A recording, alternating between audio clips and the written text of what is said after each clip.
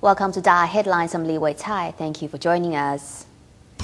In today's lineup, Tzu Chi volunteers are once again back in Pakistan to deliver aid to those who are still reeling from last July's devastating flood. In Brisbane, Australia, volunteers from all over the country and New Zealand work together to hold 2 aid distributions for flood victims. And we go to Indonesia to see how Tzu Chi support programs are helping disadvantaged youngsters gain more confidence for the future. Following the deadly floods in July and August 2010 that brought severe damage to large parts of Pakistan, in November of the same year, Tzu Chi carried out aid distributions for several thousand families. On Saturday, February 5th, Tzu Chi dispatched a team of volunteers to the still troubled country to bring humanitarian aid to the worst-hit Sindh province. They first went to Makli town to prepare for an aid distribution. It's been some 6 months since the 2010 Pakistan floods, and outside this cricket stadium in Makli town in Sindh province, there are still 40 tents that house flood victims and other poor families. This is still considered a tent community, and it shows that a lot of people still haven't returned to their homes. I need to find out what will happen to these people. Tzu Chi volunteers are here to prepare for an upcoming aid distribution that will give portable beds, among other supplies, to every receiving household. Many tent dwellers are thrilled to see the foldable beds.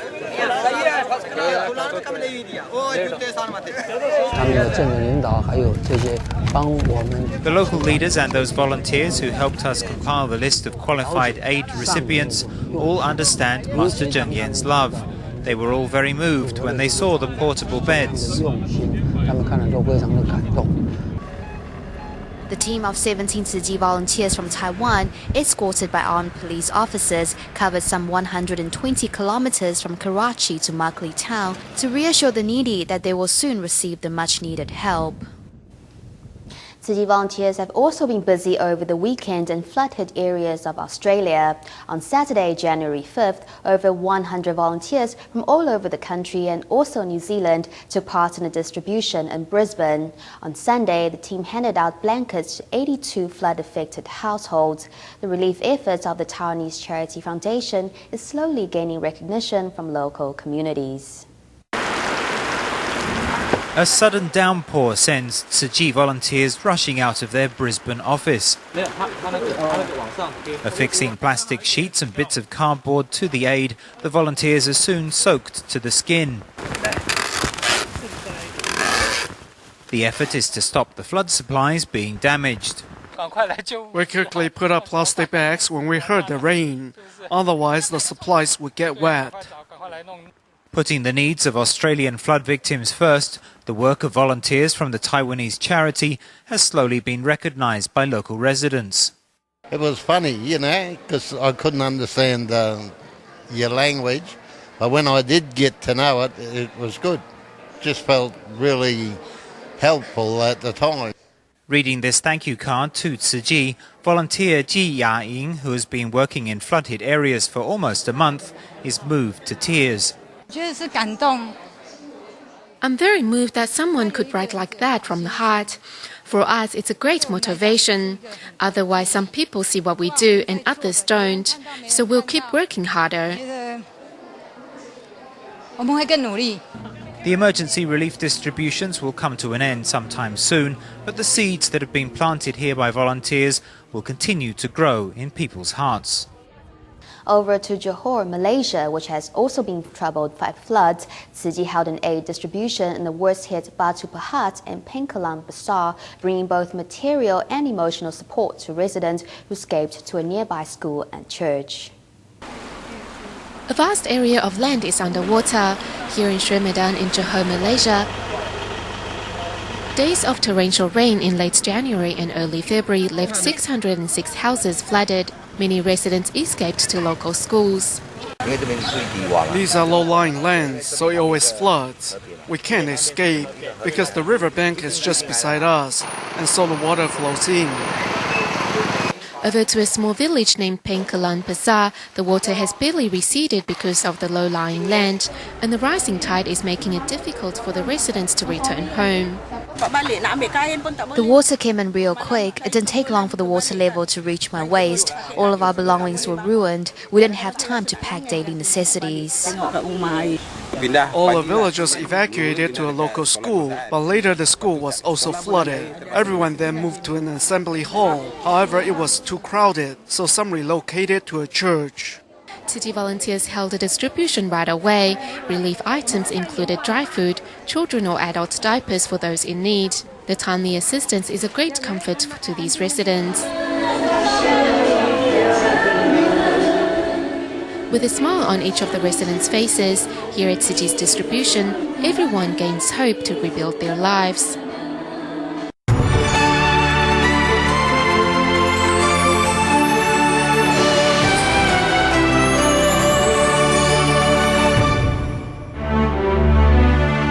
On this day, the 8th of February. On this day in 1955, the Republic of China's government, which retreated to Taiwan after having lost the Chinese Civil War, evacuated Dachen Island's citizens, military personnel, equipment and supplies with the assistance of the US 7th Fleet. The American equity securities market Nasdaq began trading on this day in 1971. The world's first electronic stock market lists more than 2,800 companies and has a larger trading volume than any other electronic exchange in the world. In Taiwan, the rice bran oil manufacturer responsible for the polychlorinated biphenyl poisoning of 1979 was sentenced on this day in 1980. The health of more than 2,000 people and some of their children was damaged. As a result, Taiwan's Department of Health formed the Food and Drug Administration, and by 1988, PCBs were banned.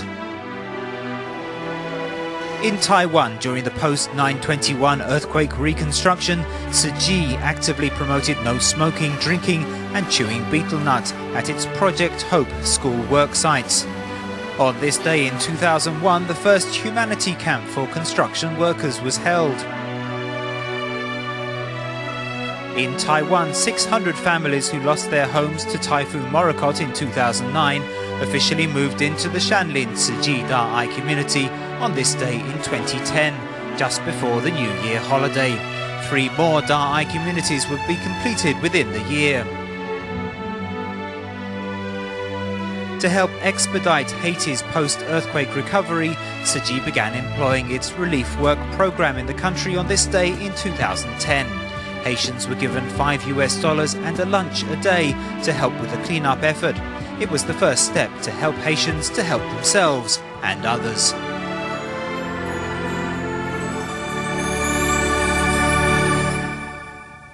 On August 8, 2009, Typhoon Morakot brought death and destruction to southern Taiwan. 6 months later, on February 8, 2010, the first permanent community for displaced flood victims, built by Tzu Chi within only 88 days, was ready to be moved into. In our On This Day feature, we returned to the community exactly a year after the residents moved in to check in on them.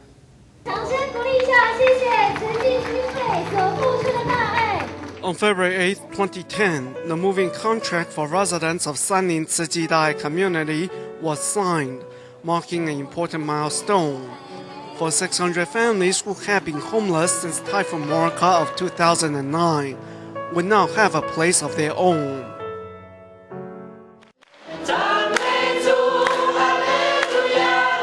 A year after moving in, residents have gotten used to attending their weekly worship in a church built by the Buddhist Tzu Chi Foundation. The church has become their spiritual center, giving these indigenous people the strength to go on living.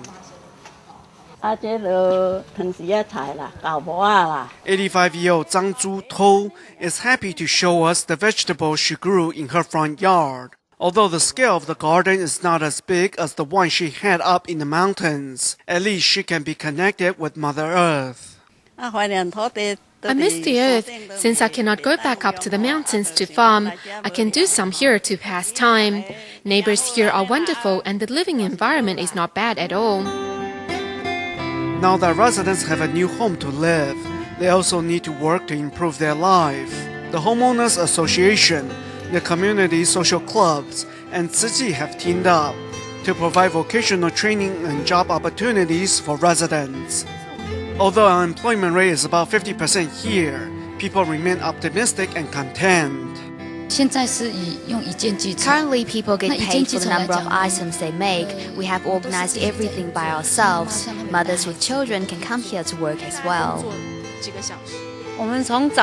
We have 3 shifts a day. In the morning, it's from 7:30 till 12. In the afternoon, it's from 1:30 till 5:30. Then there's the overtime shift from 6:30 till 9. In a day, they can make $7 to over $10.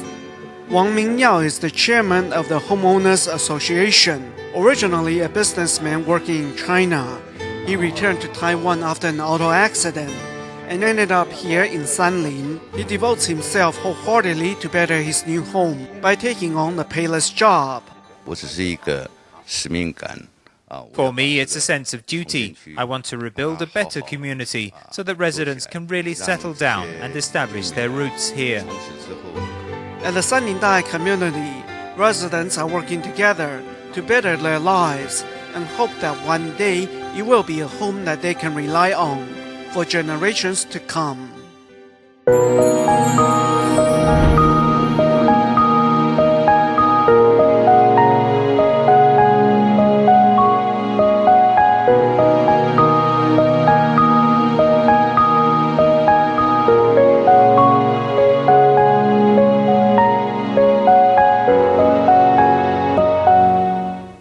In the Philippines, on January 26th, a blaze in Barangay Pinabuhatan in the Pasig City area of Metro Manila destroyed 43 houses. Most of the 97 families lost everything to the flames. Soon after the disaster, Tzu Chi volunteers arrived to assess the damage and handed out relief items. Soon after a fire in Pasig City's Barangay Pinabuhatan in the Philippines, Tzu Chi volunteers arrived to assist the needs of the victims. Someone called out, "Fire, fire!" We ran out to have a look. We opened the door and it was already burning. I told everyone to get out. No one took anything with them because our alley is really narrow. Unable to take anything with them, disaster victims are crammed inside temporary shelters. In their hour of needs, volunteers bring boxes of relief items. We have prepared blankets and mattresses. If you have them already, it will add to your supplies. Respectfully handing over the aid package, the volunteers' family-like support deeply moves many of the residents.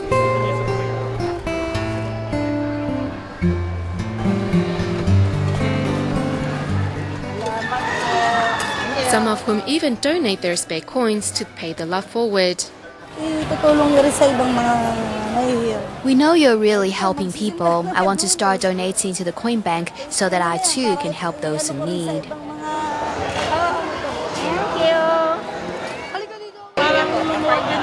To be able to help people like us makes me feel very spacious at heart.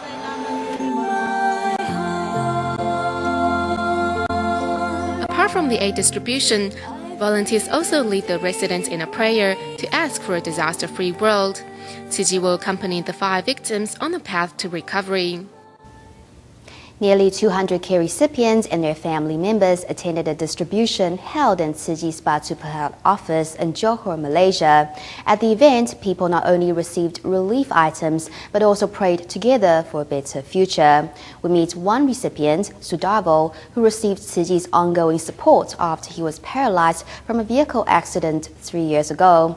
Today, Sudarvo is back on his feet, and he and his family have joined the organization and regularly donate to help those in greater need. In Malaysia, care recipients one by one arrive at Tzu Chi's office in Batu Pahat in Johor to attend a distribution event. Among them, Sudarvo, who was once completely paralyzed, is on the stage, sharing his life story with the audience. At the time, I could only lie in bed. Tzu Chi volunteers came twice a month to encourage me. They also took care of my livelihood. With a walking stick in hand, life has become more stable for Sudaval with Tzuji's help. Looking back in time, rehabilitation helped the wheel-bound chairman recover his mobility.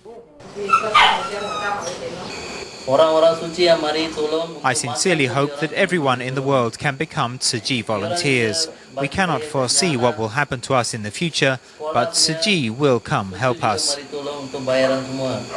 Taking Tzuji's love and support to heart, Sudaval and his family of 5 have become Tzuji members and regularly donate to help those in greater needs. Sudaval's 3 children show their gratitude by collecting recyclables for the volunteers. All of them wants to become doctors one day to save lives. For a while now, the Tzuji Indonesia chapter has been working with an orphanage in South Jakarta, giving children lessons on ethics and humanitarianism, and also providing sewing classes for the young residents, giving them a possible means of a livelihood in the future. Also in Jakarta, a gathering was held for Tzuji student aid recipients. Through group discussions on topics like conservation and personal dreams, youngsters became more aware of their environmental responsibilities and were also more encouraged about their future. Here in Jakarta, Indonesia, a gathering is held for more than 100 Tzuji student aid recipients, giving them an opportunity to make friends with one another. A video on conservation is also screened to encourage youngsters to show their love for the planet. In the video, we learn more about the issue of global warming. We also saw the story of some people who didn't look as capable, but have in fact done a lot for society. Students break up into teams to talk about their dreams in life, and in the process, they become more inspired about their future.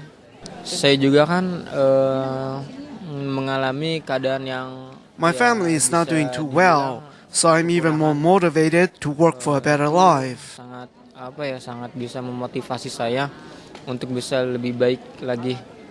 Elsewhere in Jakarta, young residents of an orphanage are also benefiting from Tzuji's care, be it through humanity lessons or classes on sewing.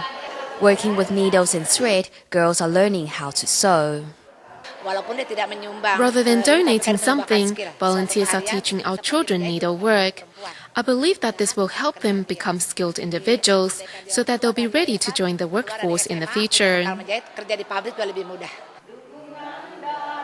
Even though volunteers can only spend so much time with the youngsters, but the exchange of love every time has nourished these young minds and given them more faith in life.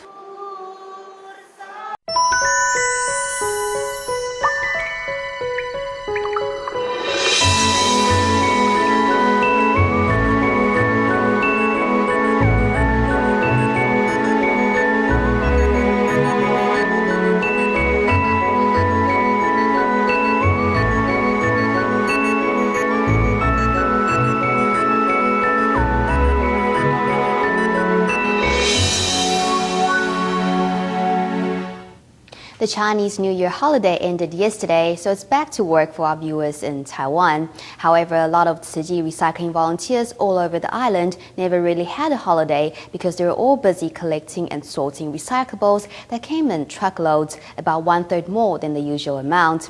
We went to Kaohsiung to check on the environmentalists who are happy to save resources from going to waste. It is the Lunar New Year holidays and people in Taiwan are throwing out more unwanted items than usual. Recycling volunteers must start the day early to get the work done.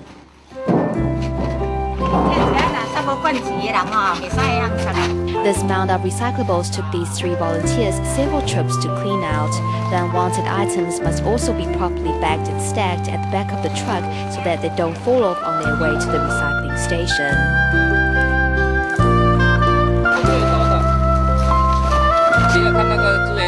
Look at how much recyclables there are. People take for granted things they could still use. During the New Year holidays, the amount of rubbish increased by about 1/3. It's our obligation to keep the planet clean. This is what I have to do.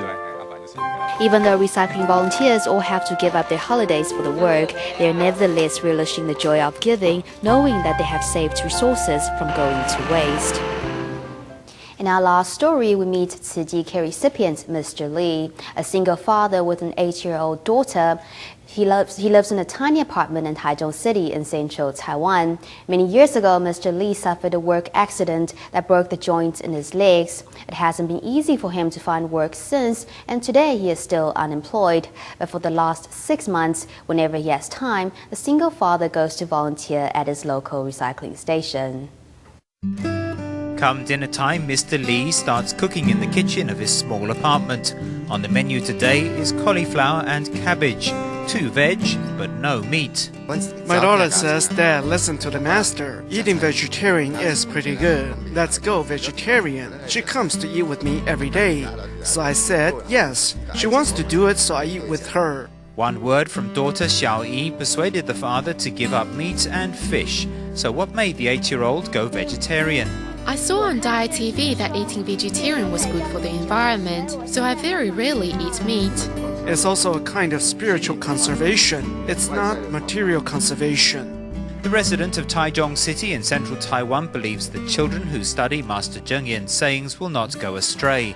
So whenever he has free time, he reads Jingsa aphorisms to his daughter. Over time, Xiao Yi has memorized the words of wisdom. Don't be afraid of change, just be afraid of not changing. And simple is beautiful. With Tzu Ji helping me like this, I don't have anything I can give back to Tzu Ji or society. I'm very grateful to Tzu Ji, and I want to bring up my child right. When Tzu Ji volunteers visit Mr. Lee each month, his daughter always gives them a hug. In a motherly way, the blue and white uniformed visitors ask how Xiao Yi is doing in school. Mr. Lee is a single parent because the mother isn't here, so I look out for the daughter because she's a very good and nice little girl. When Mr. Lee was unemployed before, when we came, he wasn't like he is now. He used to look worried, but now he looks happy, which makes us very pleased. The volunteers say they're also delighted that instead of whiling away his time, Mr. Lee takes the initiative to volunteer at his local Tzu Ji environmental station. Miss Lee is very hardworking. When he comes, he quietly works away. He picks up things and helps do anything you ask him to. Due to a work accident, Mr. Lee cannot stand for long periods. However, he grits his teeth to stay on his feet for over an hour while recycling. If his legs get tired, he sits on a small stool, but his busy hands never rest. Everyone here is full of life, so volunteering feels very worthwhile. Because although I'm only making a small contribution, it makes me realize that we should save these resources for our children. Giving gladly and taking thankfully, Mr. Lee says Tzu Ji has helped him discover new meaning and value in his life. To bring a perfect ending to the Lunar New Year holidays, the Taichung Tzu Ji Hospital held a festive celebration where staff and local volunteers came together to organize a party with lively performances. We'll leave you with these images. Thank you for watching Dai Headlines. Goodbye.